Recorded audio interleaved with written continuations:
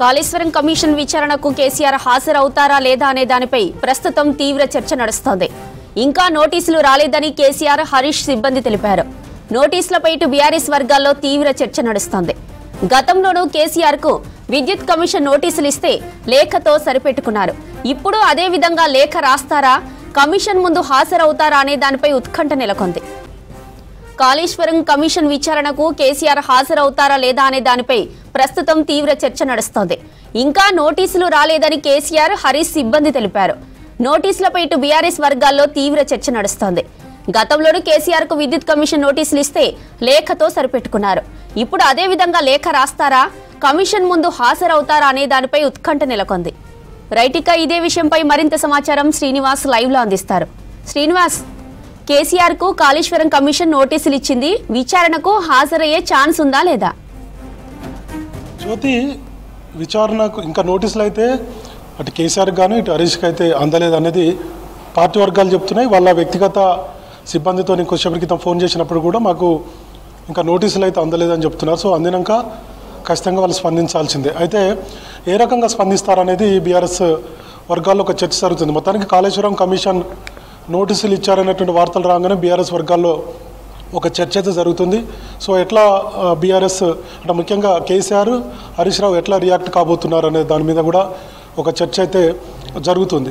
గతంలో మనం చూస్తే విద్యుత్ కమిషన్ అప్పుడు ఏర్పాటు చేసినప్పుడు, రాష్ట్ర ప్రభుత్వం ఏర్పాటు చేసినప్పుడు అప్పుడు కూడా ఒక లేఖతో సరిపెట్టారు. కేసీఆర్ లేఖ మాత్రమే రాశారు. ఆ తర్వాత అప్పుడు జస్టిస్ నరసింహారెడ్డి ప్రెస్ మీట్ పెట్టడం కొంత వివాదమైంది. ఆ తర్వాత కేసీఆర్ హైకోర్టుకు వెళ్ళారు. ఆ తర్వాత విద్యుత్ కమిషన్ ఆ తర్వాత చైర్మన్ కూడా మార్చాల్సినటువంటి పరిస్థితి వచ్చింది.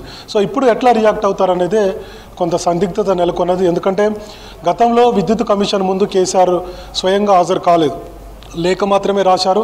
దాదాపుగా 12 పేజీల లేఖ రాసినట్టుగా బీఆర్ఎస్ వర్గాలు చెప్తున్నాయి. సో ఇప్పుడు ఏం చేయబోతున్నారు అనేది కూడా కొంత ఆసక్తిగా మారింది. ఎందుకంటే ఈ రెండు అంశాలు, ఒకటి కాళేశ్వరం కమిషన్కు సంబంధించి కాళేశ్వరం ప్రాజెక్టులలో ముఖ్యంగా మేడిగడ్డ బ్యారేజ్ డ్యామేజ్ తర్వాత రాష్ట్ర ప్రభుత్వము మొత్తం ఇందులో ఏం జరిగింది, ఏమైనా అవినీతి జరిగిందా, ఇట్లాంటి విషయాల మీద కమిషన్ ఏర్పాటు చేసినటువంటి విషయం మనకు తెలిసిందే. సో ఇప్పటికే అధికారుల నుంచి తర్వాత అందులో ఉన్నటువంటి ఇంజనీర్లు కావచ్చు, ఈఎన్సీలు కావచ్చు, వీళ్ళందరితో ఇప్పటికే దాదాపుగా రిపోర్టు సిద్ధం చేసింది. సో నిన్న సడన్లీ 2 నెలల పాటు కమిషన్ గడువు పొడిగించినప్పుడు కొంత చర్చ కూడా జరిగింది. ఖచ్చితంగా ముగ్గురిని ఇందులో ఇన్వాల్వ్ అయినటువంటి ముగ్గురిని పిలుస్తారు. ఎందుకంటే అప్పుడు ముఖ్యమంత్రిగా కేసీఆర్ ఉన్నారు, తర్వాత భారీ నీటిపారుదల శాఖ మంత్రిగా హరీష్ రావు ఉన్నారు, తర్వాత ఆర్థిక శాఖ మంత్రిగా ఈటల రాజేందర్ ఉన్నారు. ఈ ముగ్గురు కూడా ఇప్పుడు నోటీసులు పంపించింది. అయితే ఇప్పుడు హరీష్ రావు, కేసీఆర్ ఏం చేయబోతున్నారు అనేది పార్టీలో కూడా ఒక చర్చ జరుగుతుంది. ఇంకొక పొలిటికల్ కూడా ఒక చర్చ ఉంది. నిజంగానే వీళ్ళు మరి కాళేశ్వరం కమిషన్ దగ్గరికి వెళ్ళి హాజరై ఆయన అడిగినటువంటి ప్రశ్నలకు సమాధానం ఇస్తారా, నిజంగా ఈ ప్రాజెక్టును చేంజ్ చేయడానికి ఎందుకు చేంజ్ చేశారు, కారణాలు ఏంటి, ఇట్లాంటి అన్ని అంశాల మీద ఖచ్చితంగా కమిషన్ అడిగేటువంటి అవకాశం ఉంది.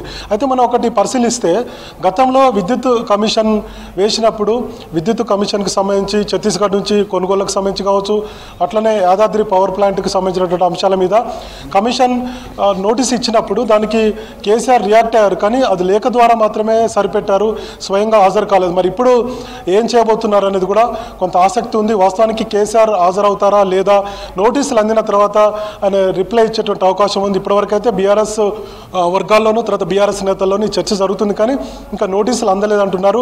నోటీసులు అందిన తర్వాత రియాక్ట్ అయ్యేటువంటి అవకాశం ఉంది. ఇప్పుడైతే కేసీఆర్ గజ్వేల్ నియోజకవర్గంలో ఎర్రవల్లిలో ఉన్నటువంటి ఫామ్ హౌస్లో ఆయన ఉన్నారు.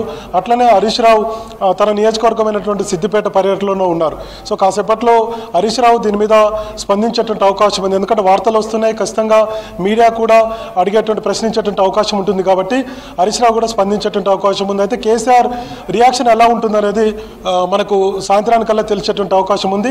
సో దీని మీద ఖచ్చితంగా కమిషన్ హాజరు కావాలి అంటే ఖచ్చితంగా వెళ్లాల్సిందే. సో నోటీసుల్లో ఏముంది ఏంటి అనేది కూడా మనకు కాసేపట్లో తెలిసేటువంటి అవకాశం ఉంది. సో దీని నోటీసులు అందిన తర్వాత వాళ్ళిద్దరు నేతలు అంటే కేసీఆర్ కానీ హరీష్ రావు కానీ స్పందించేటువంటి అవకాశం ఉంటుంది. కాబట్టి సో దాని మీద మీద ఎలా రియాక్ట్ కాబోతుంది బీఆర్ఎస్, ఎప్పుడు హాజరయ్యేటువంటి అవకాశం, వాళ్ళకు డేట్లు కూడా ఇచ్చారు. సో ఆ తేదీలలో హాజరవుతారా లేదా లేఖ రాస్తారా, లేఖ రాస్తే కమిషన్ సంతృప్తి చెందుతుందా, ఇట్లాంటి చాలా అంశాల మీద చాలా ప్రశ్నలు అయితే తలెత్తుతున్నాయి. మరి చూడాలి.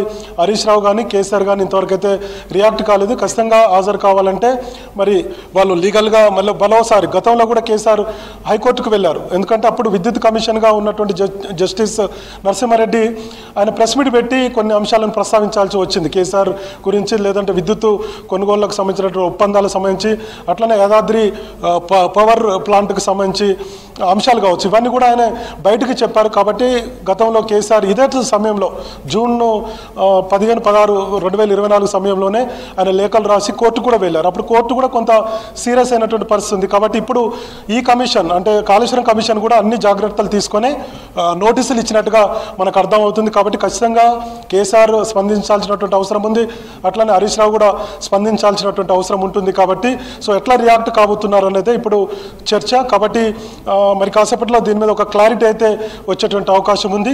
సో హరీష్ రావు ఏ విధంగా రియాక్ట్ కాబోతున్నారు, తర్వాత కేసీఆర్ ఎట్లా రియాక్ట్ కాబోతున్నారు, అప్పుడు జరిగినటువంటి ఏ విధంగా ఈ ప్రాజెక్టు నిర్మాణానికి సంబంధించి ఏ అంశాలను పరిగణలోకి తీసుకున్నారు. ఎందుకంటే ఇప్పటి వరకు చాలామంది అధికారులను కాళేశ్వరం కమిషన్ ప్రశ్నించింది.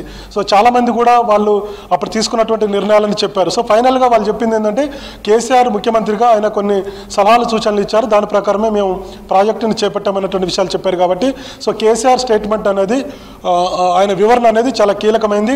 ఆ తర్వాతనే కమిషన్ రాష్ట్ర ప్రభుత్వానికి రిపోర్ట్ ఇచ్చేటువంటి అవకాశం ఉంది. అట్లనే భారీ నీటిపారుదల శాఖ మంత్రిగా, ఇరిగేషన్ శాఖ మంత్రిగా హరీష్ రావు ఉన్నారు. కాబట్టి ఆయనే కూడా ఇచ్చేటువంటి వివరణ చాలా కీలకమైనది. సో కాబట్టి ప్రభుత్వంలో అప్పుడు వీళ్ళిద్దరూ కీ రోల్ పోషించారు కాబట్టి ఈ ప్రాజెక్టు విషయంలో సో వీళ్ళు ఇచ్చేటువంటి వివరణ అత్యంత కీలకమైనదిగా కమిషన్ భావించి ఉండవచ్చు. అందుకే వాళ్ళిద్దరికి నోటీస్ ఇచ్చింది. ఇంకొక వైపు బీజేపీ నేత మల్కాజ్గిరి ఎంపీ ఈటల రాజేందర్ కూడా నోటీస్ పంపించారు. కాబట్టి ఈ ముగ్గురు నేతలు నోటీసులకు ఎట్లా స్పందిస్తారు, ఏం వివరణ ఇవ్వబోతున్నారు అనేది కూడా రాష్ట్ర వ్యాప్తంగా కొంత ఆసక్తి నెలకొనేది. రాజకీయ వర్గాల్లో కూడా చర్చ జరుగుతుంది. కొంతమంది ఇరిగేషన్ నిపుణులు కూడా దీని మీద ఆసక్తిగా చూస్తున్నారు. సో ఈ ముగ్గురికి నోటీసులు ఇవ్వడం పట్ల ఇప్పుడు పెద్ద ఎత్తున చర్చ జరుగుతుంది అన్ని రాజకీయ పార్టీల్లోనూ. సో ఎట్లా వీళ్ళు రియాక్ట్ కాబోతున్నారు అనేది కొంత ఆసక్తికరంగా మారింది. ఇప్పటికే అధికారులు, తర్వాత దీంట్లో పనిచేసినటువంటి కాళేశ్వరం ప్రాజెక్టులో పనిచేసినటువంటి వాళ్ళందరూ కూడా వాళ్ళు సమాధానం ఇచ్చారు. కొంతమంది అధికారులు కొంత ఇబ్బందులు కూడా ఎదుర్కొన్నారు. సో ఇట్లాంటి పరిస్థితుల్లో కేసీఆర్ ఏం చెప్పబోతున్నారు, ఈటల రాజేందర్ బీజేపీలో ఉన్నటువంటి ఈటల రాజేందర్ కూడా కాళేశ్వరం ప్రాజెక్టు మీద ఏం చెప్పబోతున్నారు అనేది ఒక ఆసక్తి.